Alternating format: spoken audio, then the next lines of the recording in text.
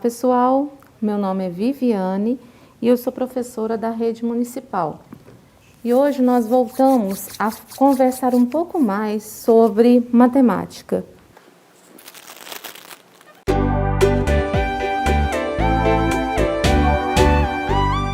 Hoje voltamos a conversar um pouco sobre matemática. Lembrando que durante todo o mês de junho nós vamos trabalhar com a temática caminhos e descaminhos nas questões ambientais. Na nossa primeira aula, nós vimos um pouco sobre a poluição, sobre a quantidade de lixo que nós produzimos no nosso dia a dia. E vocês, fizeram as atividades sobre as construções de gráficos e as interpretações das tabelas? Prestaram um pouco mais de atenção nos jornais? Notaram o quanto é utilizado no meio jornalístico os gráficos e as tabelas? Em ciências, viram o quanto são importantes os micro-organismos na decomposição dos nutrientes? Estamos falando das bactérias, dos fungos e dos protozoários, que se alimentam dos restos de matéria orgânica. Hoje nós vamos continuar falando um pouco mais sobre um dos principais meios de condução desses bichinhos. Alguém aí já sabe sobre o que nós vamos falar hoje? Acertou quem pensou na água. Nós vamos assistir a um vídeo que foi feito pela ANA, Agência Nacional das Águas.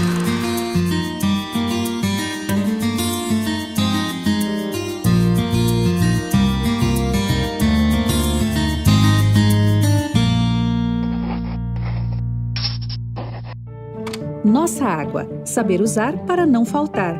Água de beber, água para comer, água para viver. A água está presente em tudo que a gente faz. Além do uso doméstico, é essencial na agricultura, na criação de animais, como base para milhares de produtos, movimenta indústrias e usinas na produção de energia. E à medida que a população cresce, as cidades aumentam e se desenvolvem, e a demanda por água aumenta todo dia. Mas temos água suficiente para atender essa demanda crescente? Vários estudos apontam que, se continuarmos no ritmo atual de uso, muito em breve podemos enfrentar uma grande crise de abastecimento no mundo todo. Aqui no Brasil, em muitos lugares, inclusive onde a água é aparentemente abundante, já começou a faltar. É sério, a água é um recurso limitado. É preciso cuidar bem dela para que não falte. E uma das maneiras de cuidar bem da nossa água é usá-la de forma racional. A primeira ação é simples: detectar e combater o desperdício. Muitas vezes não percebemos, mas em praticamente todas as formas de uso de água acaba acontecendo algum desperdício. Os motivos podem ser muitos: falta de cuidado ao usar a água, equipamentos ultrapassados e pouco eficientes, ou vazamentos e falta de manutenção em redes e encanamentos, entre outros. E todos, do menor ao maior usuário da água, podem e devem dar uma parcela de contribuição. Os exemplos de como combater o desperdício na nossa casa, todo mundo já sabe. Fechar a torneira enquanto escova os dentes, esfrega as mãos, esfrega o rosto, faz a barba e só abrir para enxaguar. Tomar banhos mais rápidos e com o registro fechado enquanto se ensaboa. Usar a máquina de lavar roupa com quantidade completa de roupas e reutilizar a água do enxágue para outros usos. Não usar mangueira, limpar calçada somente com vassoura e regar plantas com regadores. Evitar lavar o carro com frequência e, ao invés de mangueira, use um balde. Uma lavagem que consumiria mais de 200 litros pode ser feita com 40. Também é importante acompanhar com atenção o consumo em sua conta de água para verificar e consertar possíveis vazamentos. O poder público e as empresas de abastecimento também devem ficar atentos para fiscalizar, manter em dia a manutenção e corrigir rapidamente problemas e vazamentos em tubulações e adutoras. Na indústria já houve muito avanço com a instalação de sistemas de reaproveitamento e reuso de água e programas de redução de desperdícios. Mas ainda pode melhorar muito, inclusive com a busca por cada vez mais eficiência do uso da água na produção. Na agricultura, com os métodos tradicionais, até 45% da água utilizada para irrigação é perdida. Uso de técnicas simples para indicar a necessidade de irrigação melhora a eficiência de produção e a redução da quantidade de água utilizada, pois cada tipo de plantio tem uma necessidade de irrigação. Os equipamentos mais adequados também podem variar para cada tipo de cultivo. E isso representa uma economia de água e energia muito importante para o agricultor. Aliás, economizar água em todas as atividades também ajuda a reduzir o custo da energia elétrica. Em certas atividades, como na agricultura, isso faz uma enorme diferença. Existem hoje também vários equipamentos poupadores que ajudam a racionalizar o uso da água, como torneiras de fechamento automático, redutores de vazão de torneiras, vasos e descargas econômicas, instalação de cisternas e sistemas de captação de água da chuva para uso geral. Essas e outras medidas muito simples, além de ajudar a preservar a nossa água, podem ajudar todos a economizar dinheiro, pois sua conta de água e eletricidade vai diminuir e muito. É possível produzir a mesma coisa utilizando menos água e economizando na conta. Então, repense sua produção, repense sua utilização da água, repense sua demanda. E você, já pensou em quanta água você precisa de verdade? Acesse www.ana.gov.br para saber mais sobre a agência que cuida das águas do Brasil. Você percebeu o quanto a água é importante para a nossa sobrevivência? E já que estamos falando sobre água, nós vamos agora observar um pouco mais, saber um pouco mais sobre um dos animais que é um animal marinho e que corre grande risco de entrar em extinção. A gente está falando sobre a tartaruga marinha. Ela é um dos animais marinhos que mais corre risco de entrar em extinção. Vocês vão conhecer um pouco mais sobre a tartaruga marinha na aula de ciências, tá? Com a professora Mariana. Mas se eu te pergunto, qual que é a probabilidade que uma dessas tartarugas chegue à idade adulta? Você sabe me responder? Apenas lendo e sabendo as informações que nós demos agora, que apenas uma a cada 1000 chega à idade adulta. Então, qual a probabilidade que uma dessas tartarugas chegue à idade adulta? Para calcular a probabilidade de algo acontecer, seria a mesma coisa de calcular qual a chance de algo acontecer. Se eu jogar um dado para cima, qual a chance de cair a face voltada para cima com o número 7? Aí você vai pensar comigo, peraí, Viviane, número 7, um dado comum tem os números 1, 2, 3, 4, 5 e 6, não tem 7. Então não existe chance nenhuma de acontecer de cair voltado para cima o número 7. Então existe 0 chances de acontecer esse fato, esse evento. Agora, se eu penso assim, se eu jogar o mesmo dado para cima e modificar a minha pergunta e falar para você qual a chance de cair um número natural, aí você vai pensar, número natural, os números naturais são 0, 1, 2, 3, 4, 5 e continua. Então, todos os números que estão na face do dado são todos naturais. Então, a chance de acontecer esse evento é 100%. Acompanha comigo. Se eu tenho 0% de chance de algo acontecer, significa o quê? Que eu tenho 0 sobre 100. 0 dividido para 100 é quanto? É 0. Agora, se eu tenho a outra opção, que nós falamos de ser um número natural, então nós vimos que é o quê? 100% de chance de acontecer, porque todos os números dos dados são naturais. Então, eu tenho o quê? 100 dividido para 100. Mas todo número dividido por ele mesmo é quanto? É 1.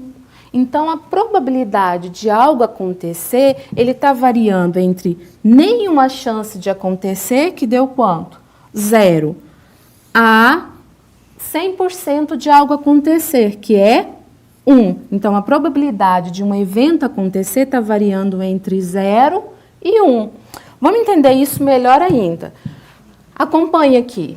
Se eu tenho uma reta dos números naturais, onde eu tenho aqui 0, 1, 2, esses números vão aumentando. Do outro lado, eu tenho menos 1, menos 2. Aqui, então, eu já estou falando de quê? Números inteiros, positivos e negativos.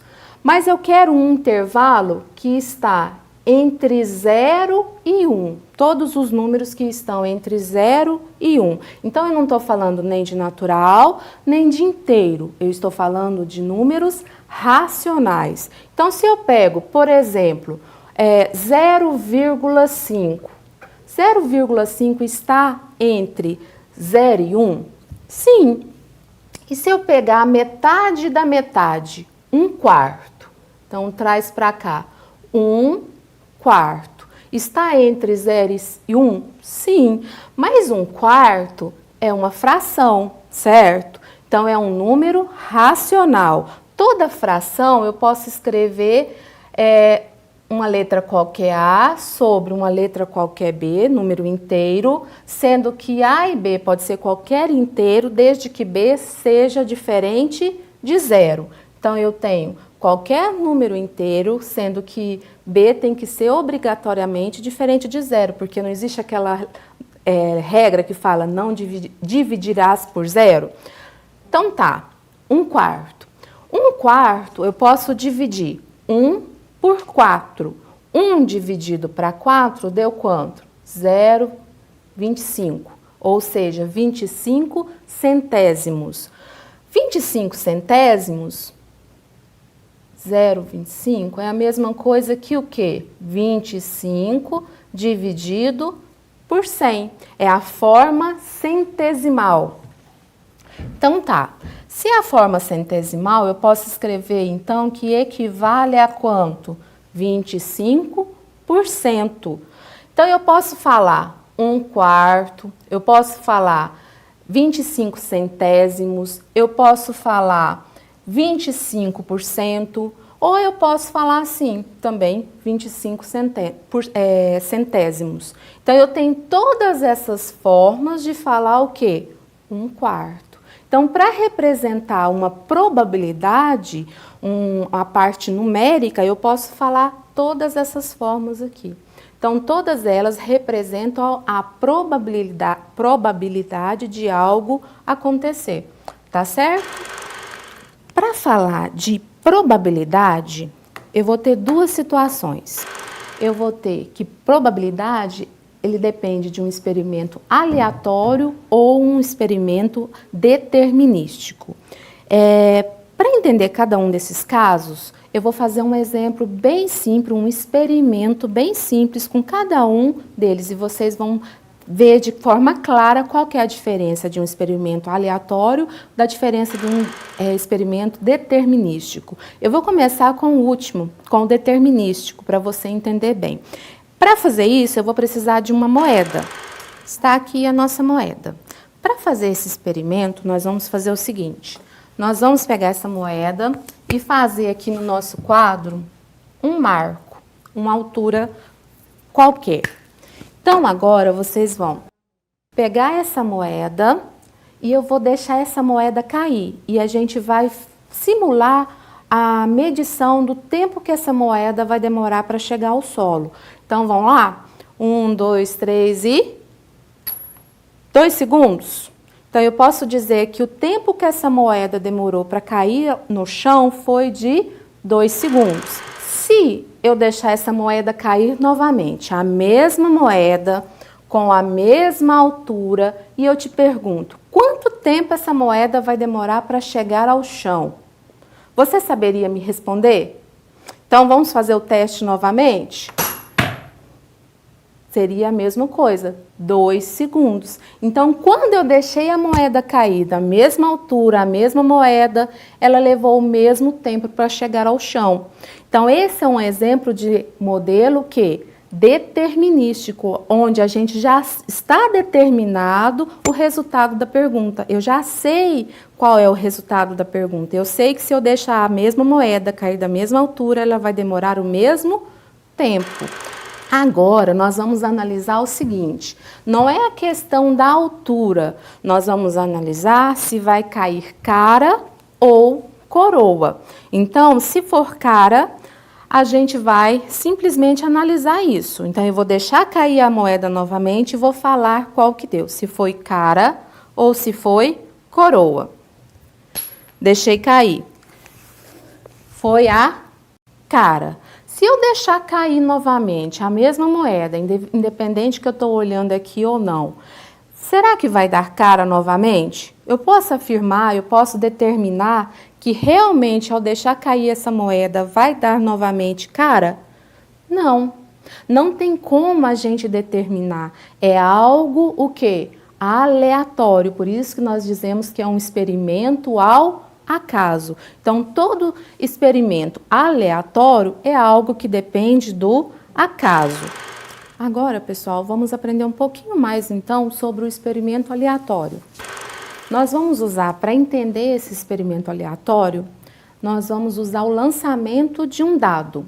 Então, se você jogar um dado para cima e cair uma das faces, a gente vai analisar duas definições que são muito importantes. A primeira definição fala de espaço amostral. Quando a gente joga o dado para cima, quais são as possibilidades que a gente tem quando esse dado cai no chão com a face virada para cima?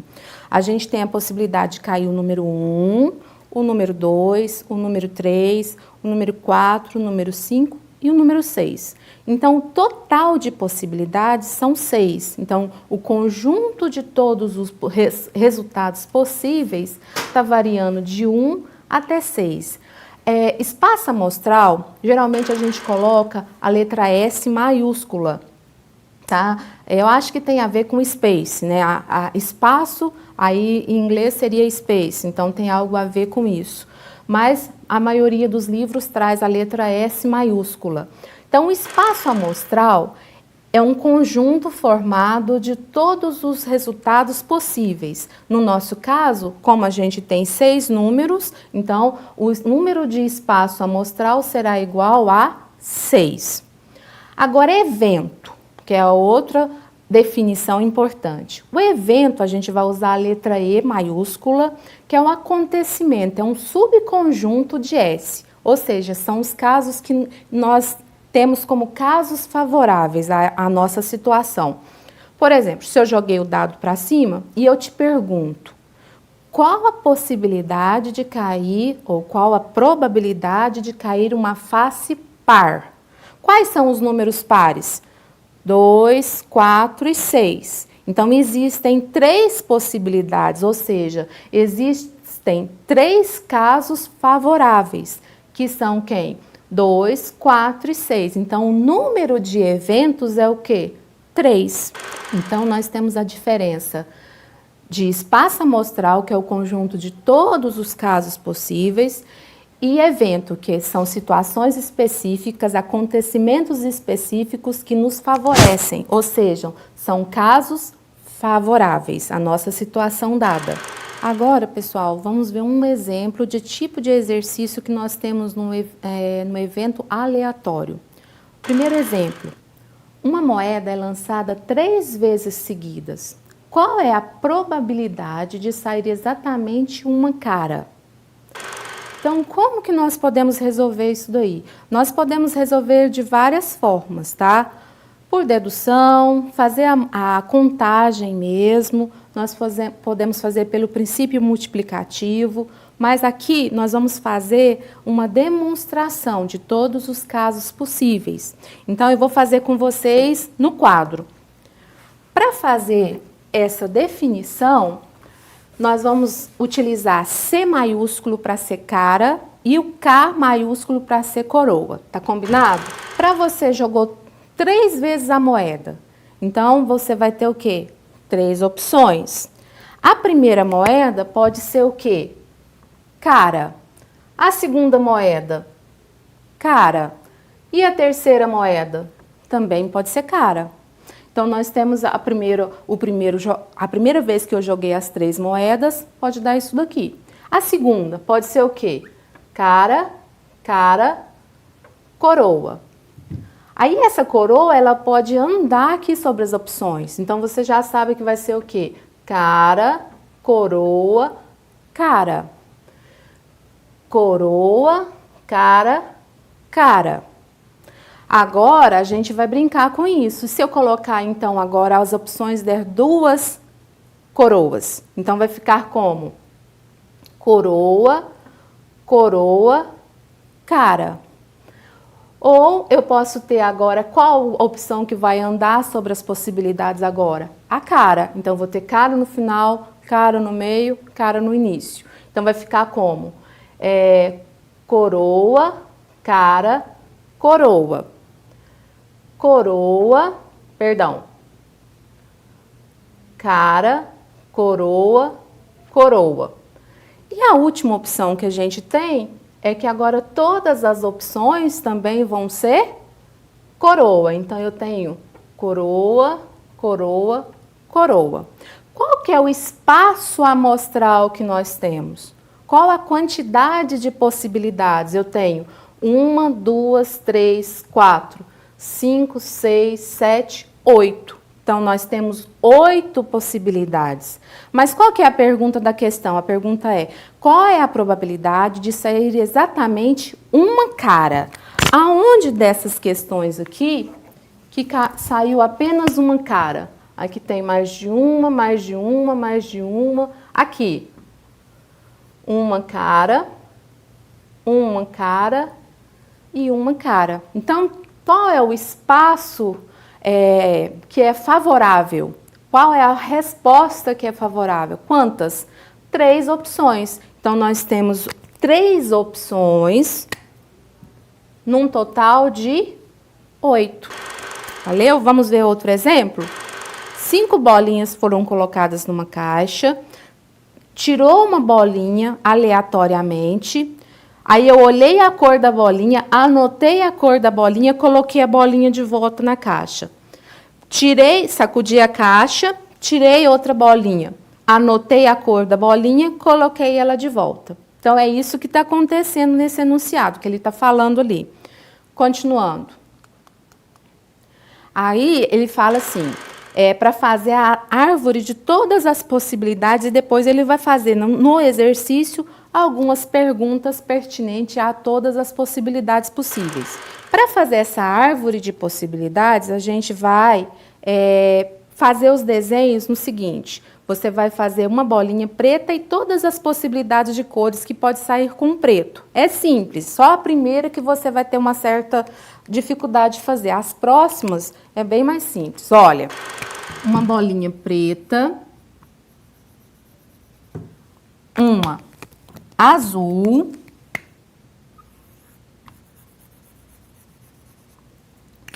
uma vermelha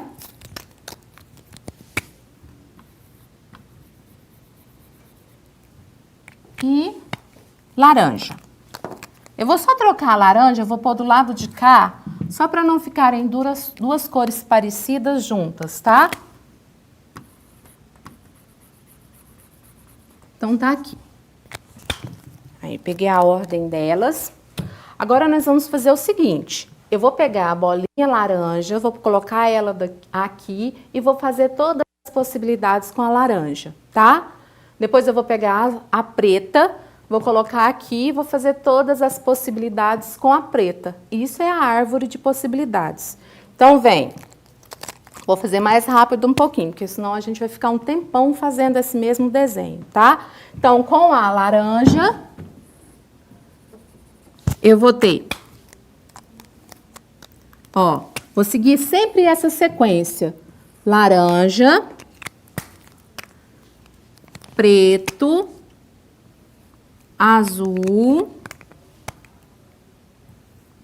e vermelho. Tudo bem? Então, quando eu faço isso daqui, eu tenho quais possibilidades? Ó, eu tenho aqui laranja com laranja, então eu vou ter laranja com laranja, depois eu vou ter laranja com preto, laranja com azul e laranja com vermelho. Então, eu vou ter laranja com preto, laranja com azul e laranja com vermelho. Então, deixa eu colorir elas para ficar bem certinho para vocês. Então, laranja com laranja, laranja com preto, e laranja com vermelho e com azul. Ó.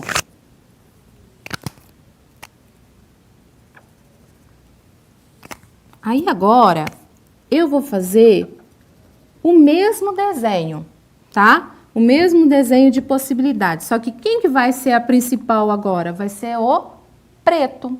Então, agora, no lugar de eu tirar a bolinha bolinha laranja primeiro, eu vou tirar a bolinha preta. Então, nessa daqui, ó, você tá vendo que sempre ela tá fazendo as relações, a primeira e a segunda colocada.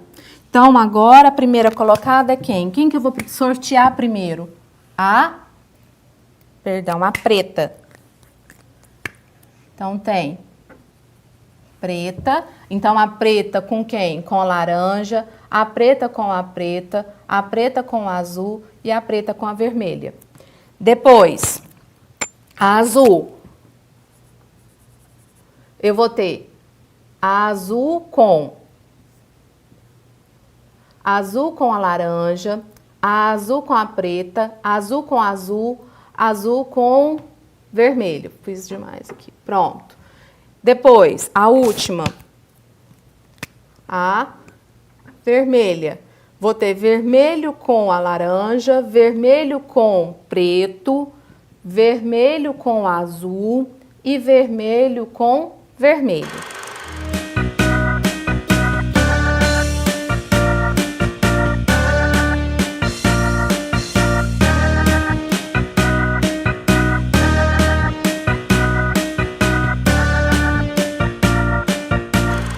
Pronto, agora a gente fez todas as possibilidades, ou seja, nós fizemos a árvore das possibilidades das cores. Então, a gente já fez, agora vamos entender o que o exercício quer com essa árvore de possibilidades. Vamos continuar aqui.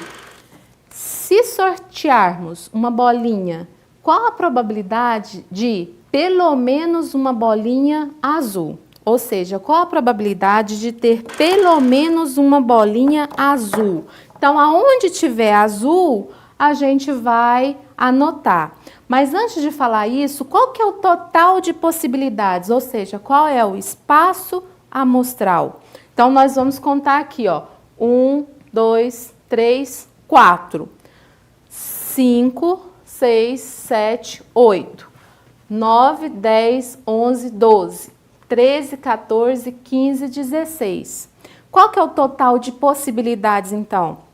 16 possibilidades. Então, o espaço amostral é 16. Agora, o que ele quer na letra A?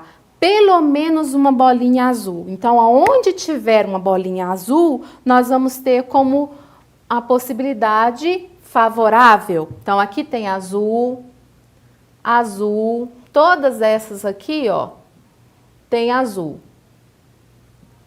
Azul e essa azul. Então, eu tenho 1, 2, 3, 4, 5, 6, 7 possibilidades favoráveis. Então, eu tenho sempre o total de número favorável sobre o total de número existente, as possibilidades totais. Então, deu quanto?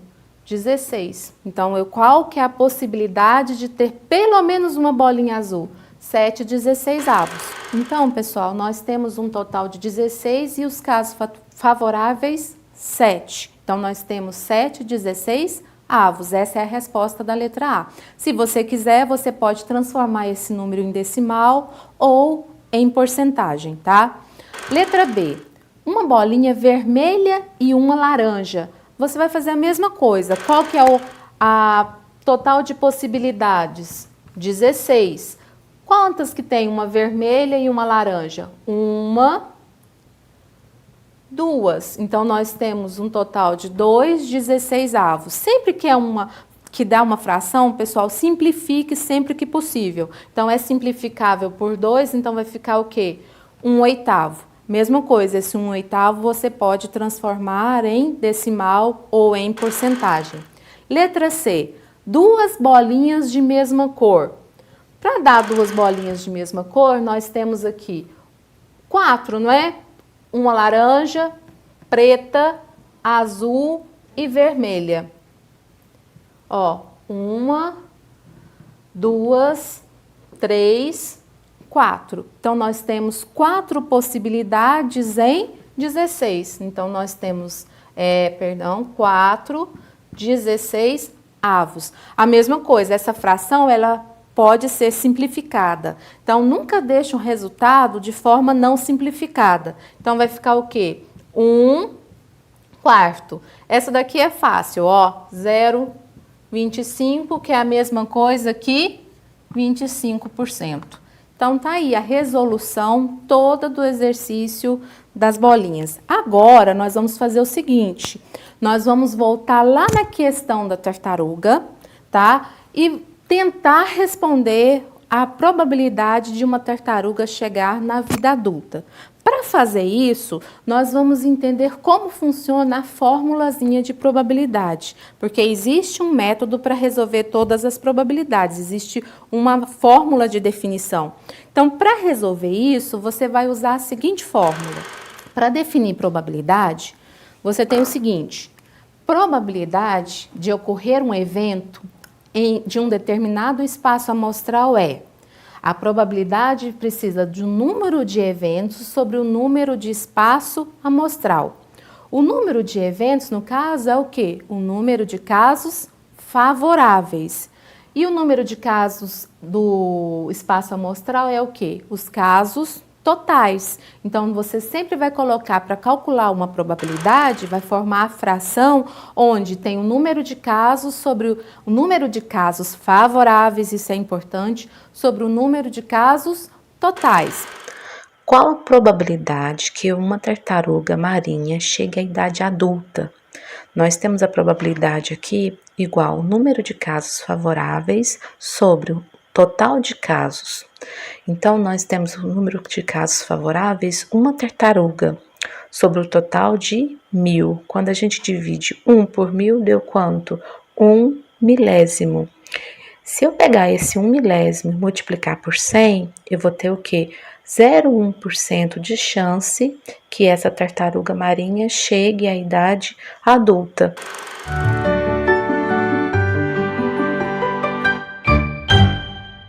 Então é isso, pessoal. Hoje nós falamos bastante sobre os cuidados que nós devemos ter com a água, aprendemos a calcular probabilidades, fizemos vários exemplos de probabilidades, né? Espero que vocês consigam resolver todas as atividades que estão lá no portal, que é sobre esse assunto.